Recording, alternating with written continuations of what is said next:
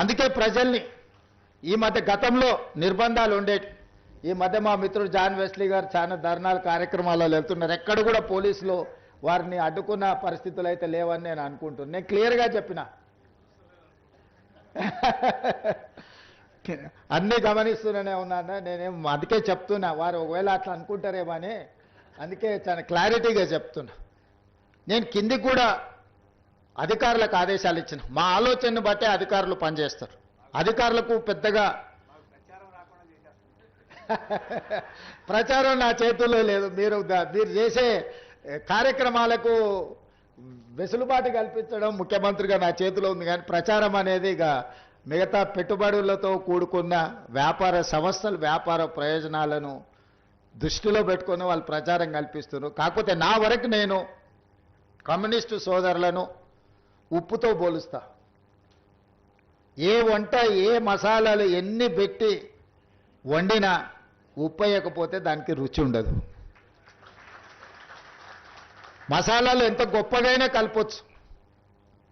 నలభీమ పాకం వండే గొప్ప వంటగాడు ఉండొచ్చు, కానీ ఆ వంటలో ఉప్పు లేకపోతే దానికి రుచి అనేది రాదు. ప్రజా సమస్యల మీద కూడా ఎర్రజెండా కనిపించినప్పుడే ప్రజా సమస్యల్ని పరిష్కరించడానికి ప్రజలకు ఒక విశ్వాసం. అది మేము ఎన్ని చెప్పినా వీళ్ళు అధికారంలోకి రావడానికి ఆలోచన చేసి చెప్తున్నట్టు ఉన్నారని అనుకుంటారు. కానీ కమ్యూనిస్టులు చెప్తే ప్రజలకు ఒక నమ్మకం, వీళ్ళు చెప్తున్నారంటే ఏదో కొంచెం విషయం ఉన్నట్టే ఉంది అని. కమ్యూనిస్టులు అధికారంలోకి తేవడానికి పనికొస్తారో పనికిరారో నేను విశ్లేషించలేను, కానీ ఉన్నోన్ని దించడానికి మాత్రం 100% పనికొస్తారు.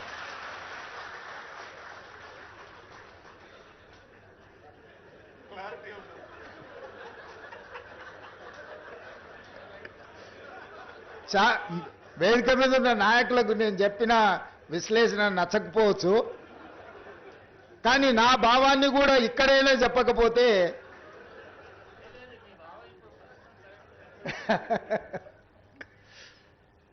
సో ఉన్న వాళ్ళని దించడానికి కమ్యూనిస్టులు ఎప్పుడూ ముందులో ఉంటారు తప్పులు చేసేవాళ్ళు.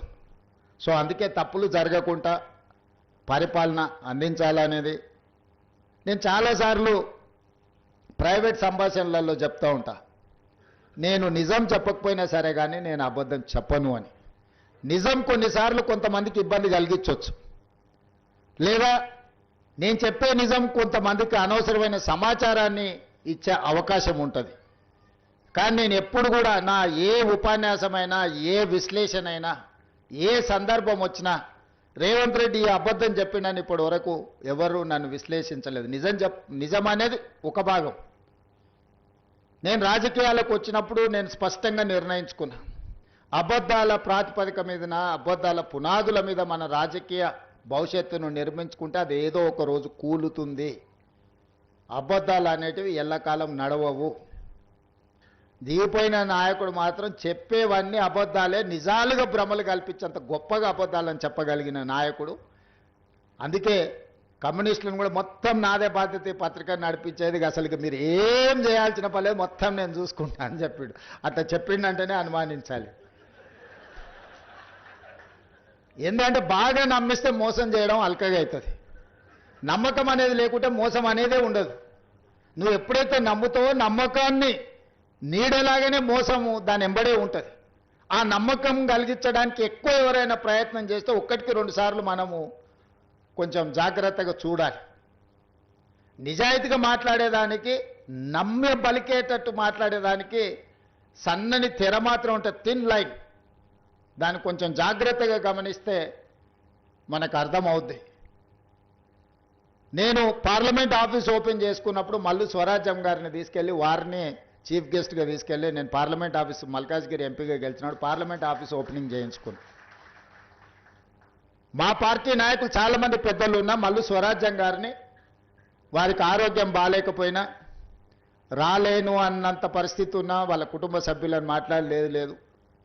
వాళ్ళ కమిట్మెంట్ అనేది చాలా ముఖ్యం అని నా పార్లమెంట్ ఆఫీసును మల్లు స్వరాజ్యం గారు, నేను కాంగ్రెస్ పార్టీ వర్కింగ్ ప్రెసిడెంట్ ఉండి దేశంలోనే అతిపెద్ద పార్లమెంట్ నియోజకవర్గమైన మల్కాజ్గిరికి ఎంపీగా ఉండి నా పార్లమెంట్ కార్యాలయానికి ముఖ్య అతిథిగా మల్లు స్వరాజ్యం గారిని పిలిచి వారి చేత ప్రారంభింపజేసుకున్నానంటే నా కమ్యూనిస్టుల పట్ల అపారమైన గౌరవం ఉంది.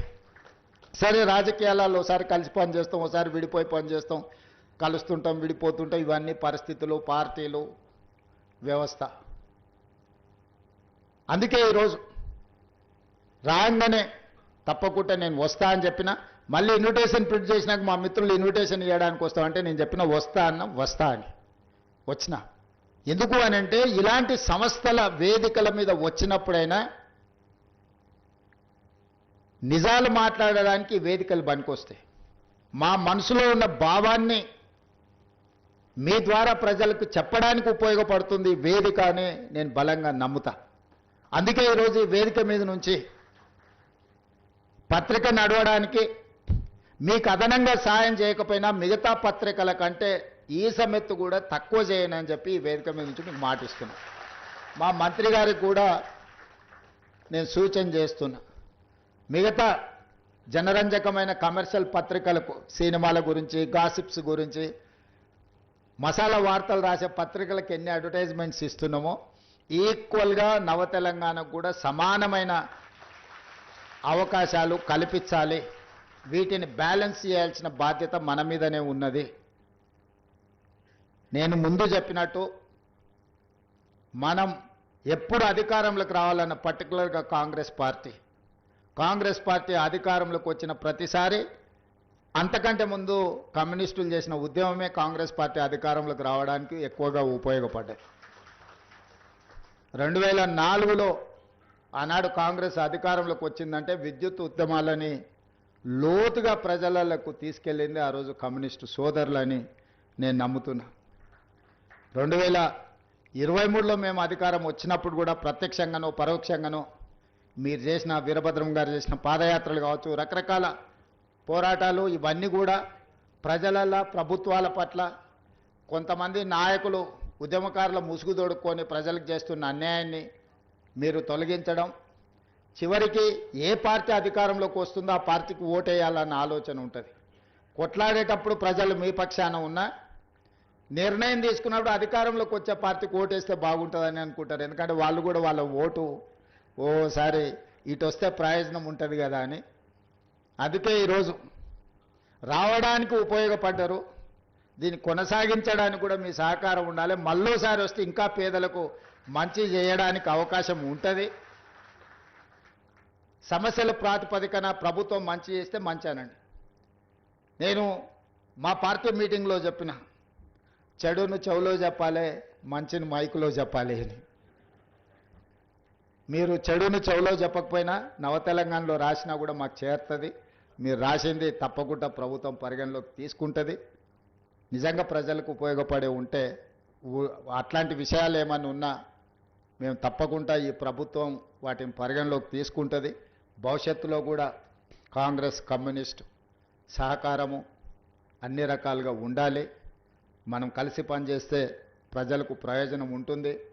దున్నేవాడికి భూమి అనే కమ్యూనిస్టు నిదానాన్ని కాంగ్రెస్ పార్టీ అసైన్మెంట్ పట్టాలతోని ప్రజలకు చేరువైంది.